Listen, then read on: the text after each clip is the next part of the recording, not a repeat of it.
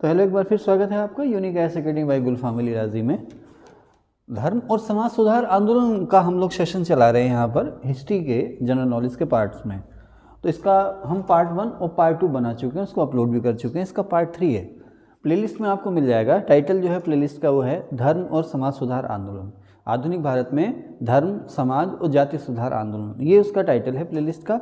उस प्लेलिस्ट में पार्ट 1 और पार्ट 2 आप ज़रूर देखिए। उसके बाद मैं आपको मशवरा दूंगा, ये वाला पार्ट जो पार्ट 3 है वो आप देखें, ठीक है। तो समय गंवाए बिना चलिए शुरू करते हैं। और इसमें बहुत कुछ ज़्यादा कॉन्सेप्ट नहीं है, सिर्फ फैक्ट हैं। इसमें कौन सा मूवमेंट, कौन सा ऑर्गेनाइजेशन कब शुरू हुआ है, कब बना, कहाँ से बना, उसके बारे में हम लोग बात करेंगे। अच्छा, मैंने बहुत ही ध्यान रखा है कि जो सटीक जानकारी है, सही जानकारी है, वो मैं आपके सामने लेकर आया हूँ। अगर इसमें कुछ गलती हो, वैसे गलती है नहीं, अगर कुछ गलती हो तो आप लोग मुझे कमेंट जरूर कीजिएगा, मैं उसको सुधारूँगा भी, ठीक है। चलें आगे। तो ब्रह्म समाज 1828 में कलकत्ता में बना था। एक्चुअली राजा राम मोहन राय ने आत्मीय सभा बनाई थी, आत्मीय सभा बनाई थी। बाद में उसी आत्मीय सभा को उन्होंने नाम दिया था ब्रह्म सभा, और कुछ समय के बाद ये ब्रह्म समाज हो गया था, वो ब्रह्म समाज हो गया था। राजा राम मोहन राय ने सामाजिक मसलों पे, खास करके जो स्त्री उद्धार के मामले हैं, सती प्रथा जैसे मामले हैं, उन पर डिस्कशन के लिए ग्रुप बनाया था जिसका नाम था आत्मीय सभा। 1815 में बना था ये कलकत्ता में। बाद में 1828 में इसको नाम दिया गया था ब्रह्म सभा, और समय के साथ साथ बाद में इसका नाम हो गया था ब्रह्म सोसाइटी या ब्रह्म समाज। तो लेकिन अगर आपसे कोई पूछे कि ब्रह्म समाज कब बना, तो आप आत्मीय सभा नहीं बताएंगे, आप ब्रह्म समाज ही बताएंगे। 1828 में कलकत्ता में राजा राम मोहन राय ने इसको बनाया था। अगर आप इससे कोई ये पूछे कि ब्रह्म समाज का मदर ऑर्गेनाइजेशन क्या था, मातृ संगठन क्या था, तो वो आत्मीय सभा था। उसके बारे में भी बात करूंगा। जब राजा राम मोहन राय, स्वामी दयानंद सरस्वती, इन लोगों का जो जीवन परिचय मैं बताऊंगा, तो इसके बारे में अलग से मैं डिस्कस करूंगा आपसे। खैर, तो ब्रह्म समाज 1828 में कलकत्ता में बना, और तत्वबोधिनी सभा ये देवेंद्रनाथ टैगोर ने बनाई थी 1839 में। बाद में इसका विलय ब्रह्म समाज में ही हो गया था। तत्वबोधिनी सभा देवेंद्रनाथ टैगोर ने 1839 में बनाई थी कलकत्ता में। भारतीय ब्रह्म समाज, अब देखें ब्रह्म समाज की जो टीचिंग्स थी ना, वो ब्रह्म समाज ऐसा नहीं है कि ब्रह्म समाज हिंदू विरोधी था या किसी अन्य धर्म का वो विरोध करता हो। ब्रह्म समाज ना तो हिंदी विरोधी था, ना किसी हिंदू धर्म का विरोधी था, ना किसी अन्य धर्म का विरोधी था। ये विशेष प्रकार का आंदोलन था, वही जो मैंने आपको पार्ट 1 और पार्ट 2 में कहा कि सर्वधर्म संभाव, एक ईश्वरवादी आंदोलन, निराकार ईश्वर, और ईश्वर को जिसे चाहे जैसे चाहे इस रूप में आप पूजो। और ब्रह्म समाज की खासियत ये क्या थी कि ये अंधविश्वास और आडंबरों का खंडन करता था। तो अंधविश्वास, आडंबर में अन्य बातों के अलावा ये मूर्ति पूजा, व्रत, तीर्थ यात्रा, उपवास, इन चीज़ों का भी विरोध करता था। कह रहा ये चीज़ें ज़रूरी नहीं है, ईश्वर इससे प्रसन्न नहीं होता है, ईश्वर जो प्रसन्न होता है वो सदाचार से प्रसन्न होता है। तो अब धीरे धीरे होता क्या है कि ब्रह्म समाज में एंट्री होती है केशव चंद्र सेन की। आपको पता है, अभी मैं आपको अगले पार्ट में बताऊंगा अभी कि राजा राम मोहन राय किस लिए इंग्लैंड गए, और इंग्लैंड में उन्होंने क्या किया, और फिर कैसे ब्रिस्टल में उनका निधन हो गया। ब्रिस्टल में निधन हुआ ना 1833 में। ब्रह्म समाज के जो फाउंडर थे राजा राम मोहन राय, उनका लंदन के पास एक कस्बा है, अब तो लंदन में ही मिल गया, ब्रिस्टल, वहाँ पर उनका देहांत हो गया था। तो उनके देहांत के बाद देवेंद्रनाथ टैगोर जो थे ब्रह्म समाज के अध्यक्ष बने, फिर द्वारकानाथ टैगोर अध्यक्ष बने इसके, और उनके बाद जो है केशव चंद्र सेन। एक्चुअली द्वारकानाथ टैगोर ही केशव चंद्र सेन को ब्रह्म समाज में लेकर आए थे। लेकिन जो केशव चंद्र सेन जो थे वो पढ़े लिखे तो थे ही थे, लेकिन ये बहुत अच्छे वक्ता भी थे।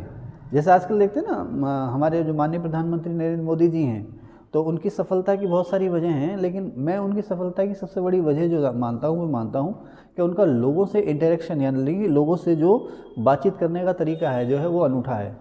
भाषण देने की कला, अपनी बात को कहने की कला जो है उनकी अच्छी है, जो उन्हें अन्य नेताओं से अलग करती है।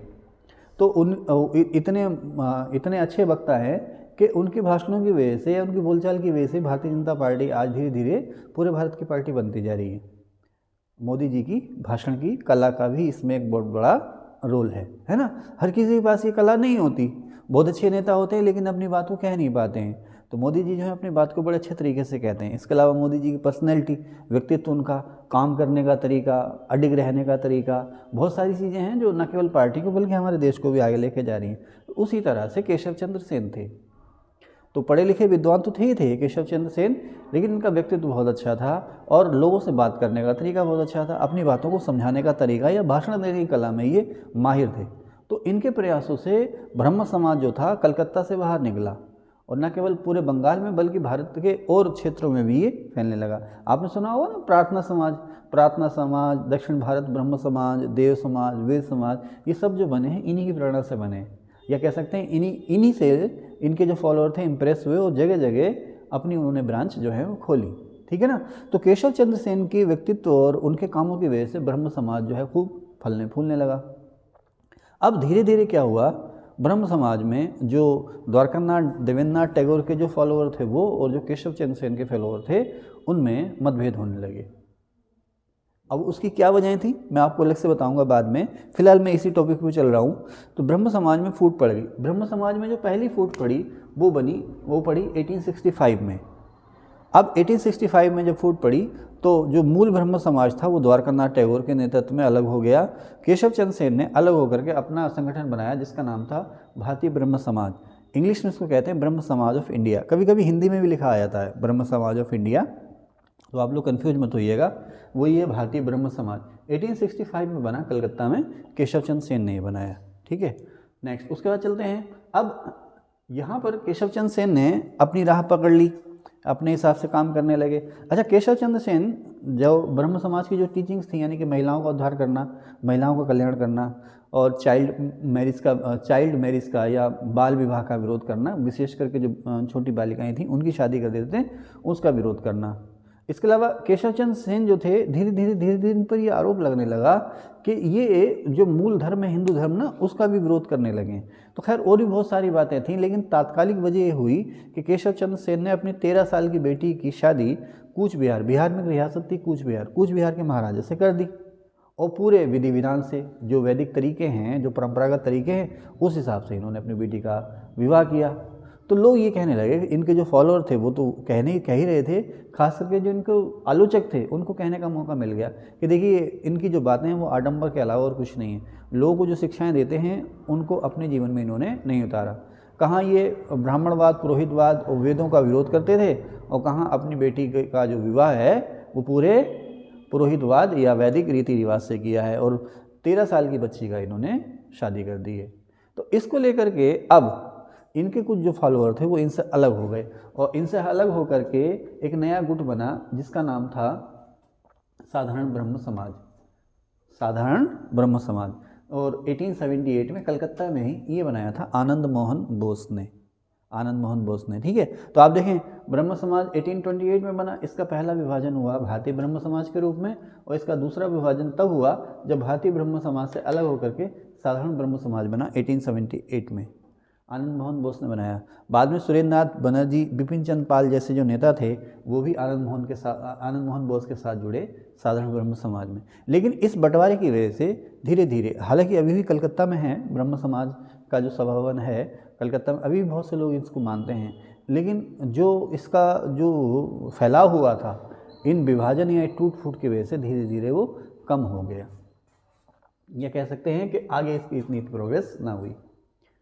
प्रार्थना समाज, महादेव गोविंद रानाडे ने इन्हीं केशव चंद्र सेन से मोटिवेशन लेकर के 1867 में प्रार्थना समाज बनाया बम्बई में। महादेव गोविंद रानाडे ने, MG रानाडे या महादेव गोविंद रानाडे ने 1867 में बम्बई में प्रार्थना समाज बनाया। और मैं ये गलत बोल गया, MG रानाडे गलत बोल गया। इसके एक्चुअल फाउंडर जो थे वो आत्माराम पांडुरंग थे। इसके शुरुआती जो फाउंडर थे प्रार्थना समाज के बम्बई में वो थे आत्माराम पांडुरंग। बाद में इनके साथ जुड़े थे MG रानाडे, चंद्रावरकर, GR भंडारकर, और GR भंडारकर जो थे बाद में इसके सबसे प्रमुख प्रचारक हो गए। जैसे ब्रह्म समाज के बाद में सबसे प्रमुख प्रचारक कौन हो गए थे? केशव चंद्र सेन। तो उसी तरह से प्रार्थना समाज के सबसे प्रमुख प्रचारक हो गए थे बाद में GR भंडारकर। फिर से बता दूं तो आत्माराम पांडुरंग जो थे वो इस प्रार्थना समाज के फाउंडर थे।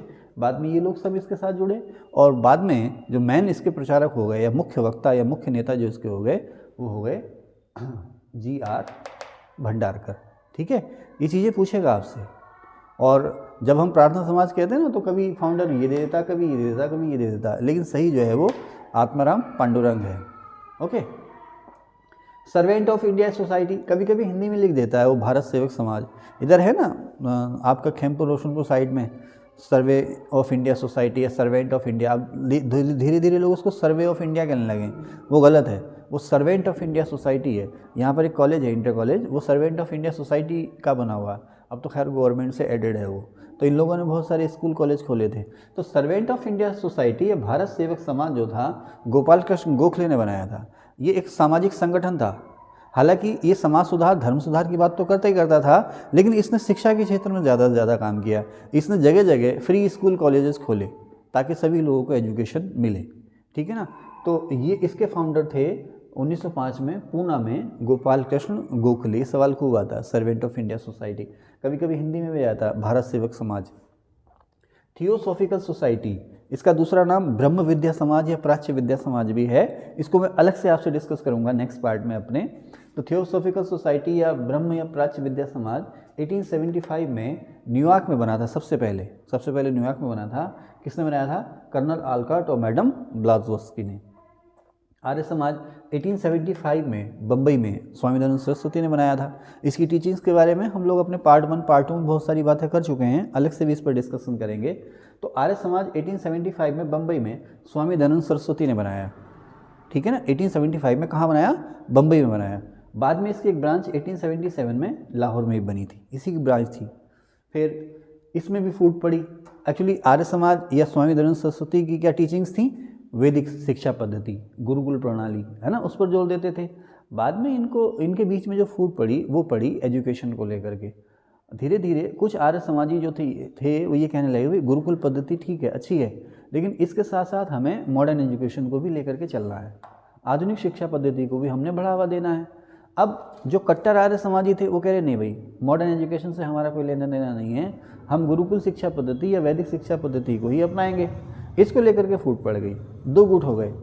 एक गुट जो था जो गुरुकुल शिक्षा पद्धति के साथ साथ जो मॉडर्न एजुकेशन या वेस्टर्न एजुकेशन है ना उसको भी देना चाह रहा था। उन्होंने अपने अलग अलग कॉलेज खोले जिसको नाम दिया गया डीएवी कॉलेज। जैसे आपके देहरादून में भी है ना दयानंद एंग्लो वैदिक कॉलेज या डीएवी कॉलेज, उन्होंने अपने डीएवी कॉलेज बनाए, दयानंद एंग्लो वैदिक। एंग्लो माने पश्चिमी, वैदिक माने जो हमारा प्राचीन प्राचीन काल का है। नाम भी उनका जोड़ा है दयानंद सरस्वती का, दयानंद एंग्लो वैदिक कॉलेज। तो जो इंग्लिश एजुकेशन को भी साथ लेकर के चलने जा रहे थे उनकी अपनी अलग धारा बन गई। उसमें उनके नेता थे लाला लाजपत राय। अच्छा देखो, लाला जी दो लोग हैं, एक लाला हरदयाल और एक लाला लाजपत राय। तो ये हैं लाला लाजपत राय और लाला हंसराज, ठीक है। और जो दूसरे जो कट्टर जो रूढ़िवादी जो उसी लीग पर चलना चाह रहे थे, वैदिक प्रणाली, प्योर वैदिक प्रणाली, प्योर गुरुकुल प्रणाली, उससे किसी भी तरह का वो डेविएशन या विभाजन नहीं चाह रहे थे, उनके नेता थे स्वामी श्रद्धानंद। इन्होंने ही सन 1902 में गुरुकुल कांगड़ी में एक कॉलेज बनाया था अपना, जो गुरुकुल पद्धति पर आधारित था, जिसे आजकल आप जानते हैं गुरुकुल कांगड़ी विश्वविद्यालय, ठीक है। तो 1892-93 में किस में फूट पड़ी? आर्य समाज में, ठीक है ना।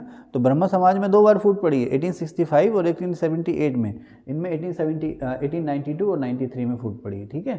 तो ये जो प्राच्य का इंग्लिश में कहते हैं ओरिएंटल, पूरब का या प्राचीन काल का, या जो पुरानी शिक्षा पद्धति है वो, है ना, ओरिएंटल शब्द का सही अर्थ जो है वो पूर्वी है। ये प्राचीन उसको लोग कहते हैं, लेकिन इसका सही अर्थ जो है वो पूर्वी।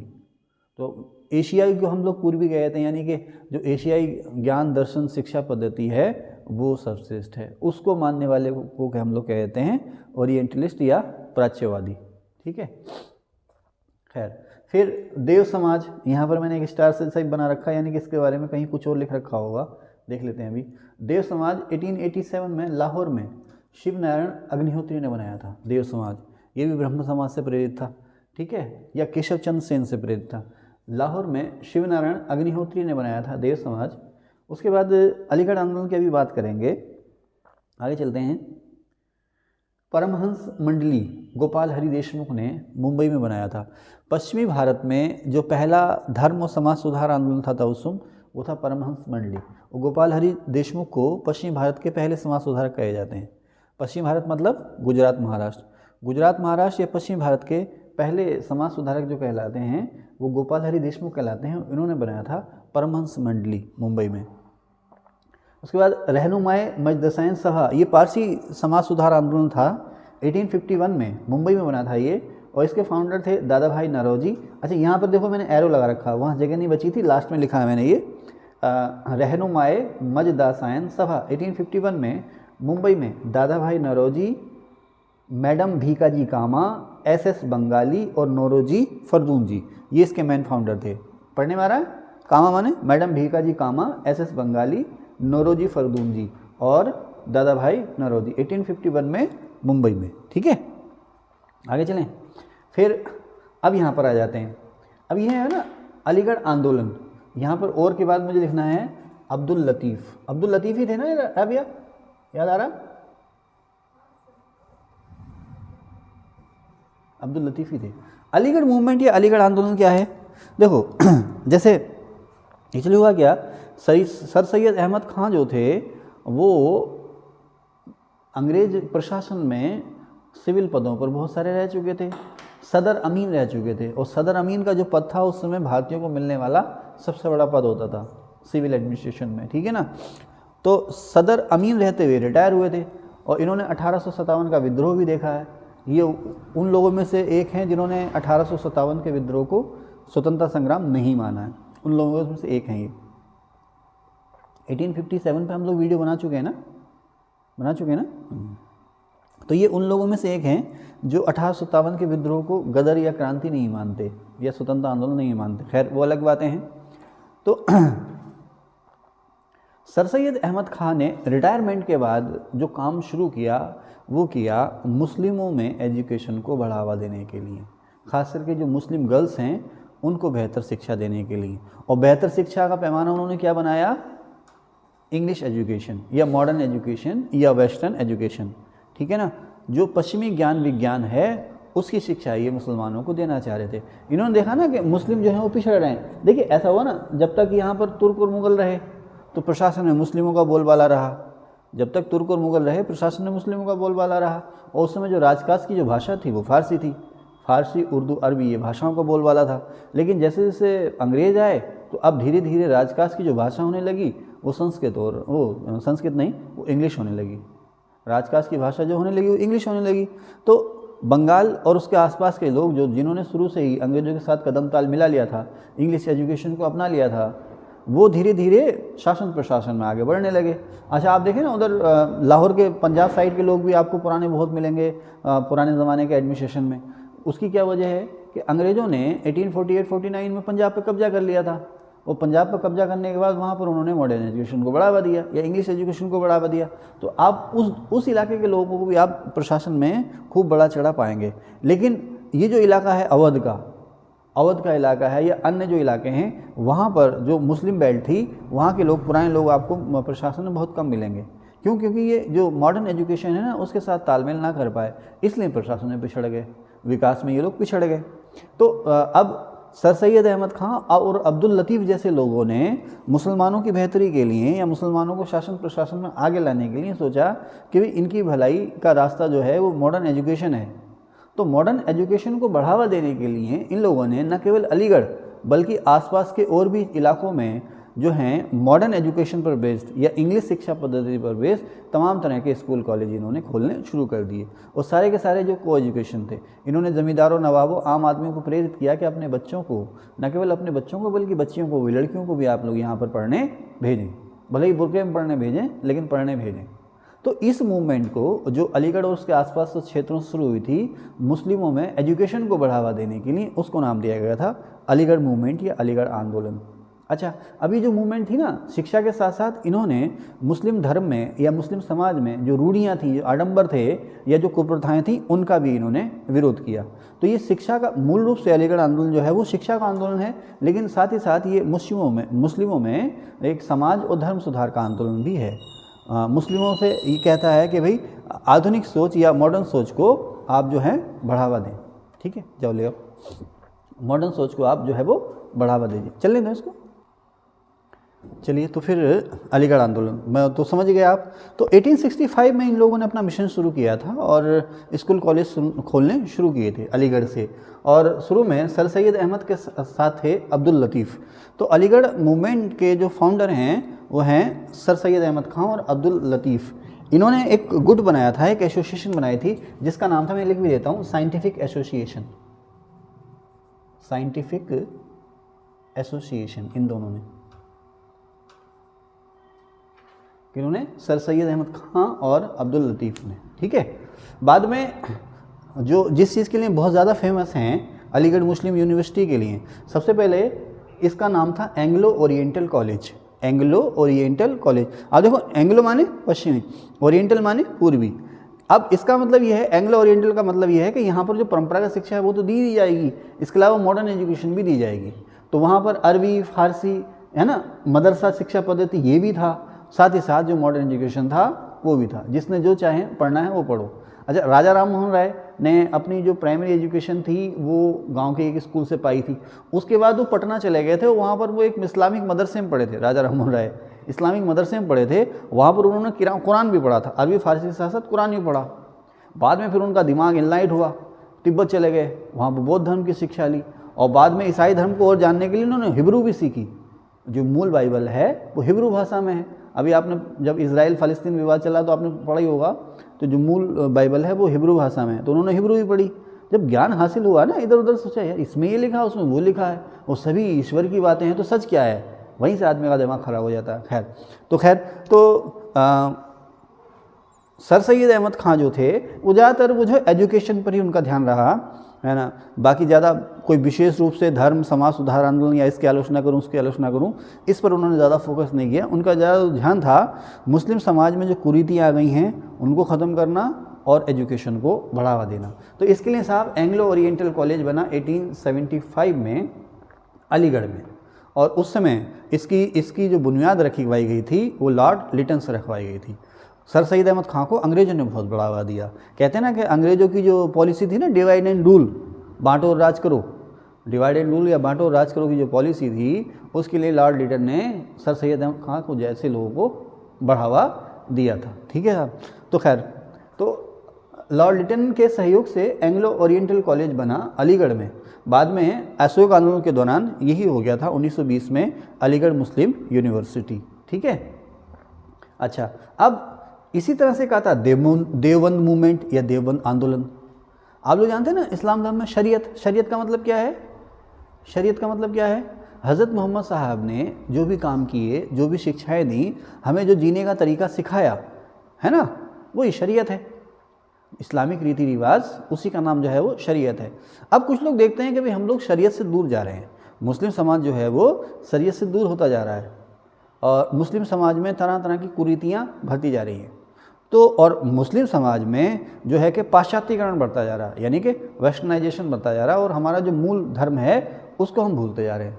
तो पाश्चात्यवाद का विरोध करना है। अब देखो पश्चिमीकरण, ऐसा जैसे लोग कहते हैं पश्चिमीकरण का मतलब सब बुराइयाँ हैं, तो ऐसा तो नहीं है भाई। आप देखो ना यूरोप, आज हर कोई यूरोप ऑस्ट्रेलिया भाग रहा है। क्यों भाग रहे हैं हम लोग? अगर वो बुरा है तो हम क्यों भाग रहे हैं वहाँ पर, है ना? लाख लाख रुपए देख के, डंकी फिल्म देख ली ना आपने, है ना, करोड़ करोड़ रुपए खर्च करके अमेरिका का वीज़ा लगवा रहे हैं, तो क्यों लगवा रहे हैं? ऐसा नहीं है कि वो बुरे हैं, उनकी सोच बुरी है, उनकी सोच जैसी है तभी उन्होंने इतना डेवलपमेंट किया है। लेकिन कुछ चीज़ें ऐसी हैं जो ठीक नहीं हैं। अब उनके बारे में यहाँ पर मैं आपसे क्या बात करूँ, तो अब उसकी मैं एक बात कह सकता हूँ, उच्छृंखलता, है ना, उच्छृंखलता, जो उच्छृंखलता है पश्चिमी समाज में वो ठीक नहीं है। नैतिकता को बहुत ज़्यादा रोल वो देते नहीं, वो ठीक नहीं है। तो खैर अब इस्लाम धर्म में भी पश्चिमीकरण होने लगा तो इसका विरोध किया। तो कैसे करें साहब? तो सहारनपुर के पास एक कस्बा है गंगोह, सहारनपुर के पास एक कस्बा है गंगोह, वहाँ पर दो लोगों ने मिलकर के एक स्कूल बनाया। गंगोह के पास एक गांव था देवबंद, क्या था? देवबंद, है ना। वहीं पर उन्होंने एक अपना मदरसा शुरू किया। सबसे पहले एक मदरसा शुरू किया जिसको नाम दिया गया देवबंद मदरसा।